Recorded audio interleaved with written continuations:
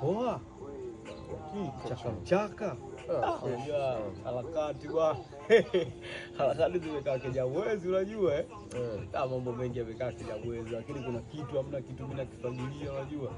Kama ile upo zako hivi unajua ile kuna msanii mkubwa anaenda zake kwenye stage na perform na anajaza watu ile anapiga wewe watu wote wanafuata huku na mimi na feel sana zile moment mzee wangu ile kushoto watu wa kushoto kulia yale madude wanaga wanakula chini acha kama wanasigero sawa timu vumbi uli hao sasa wale wanakuwa time moja mimi nikipata tu chance fulani hivi tu ndo magoma yangu mfano kama nafurahia hivi nimeondoka nini nimepata wadau wakanipa stage na baluza yani nichanganya sio kama jiana kwa na baluza au baskeli hata baluza hadi mdozo nafurahia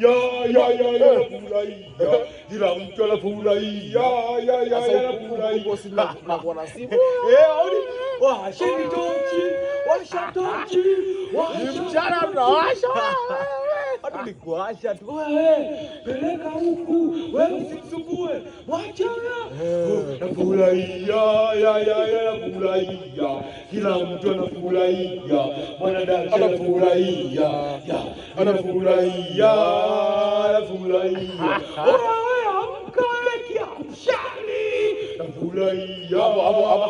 hapo unachukua mic ile chance ya kutoa unajua so niwaambie some real story man, some true story man.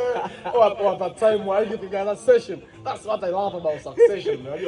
Let me tell you about myself man. I grew up with the fucking brothers.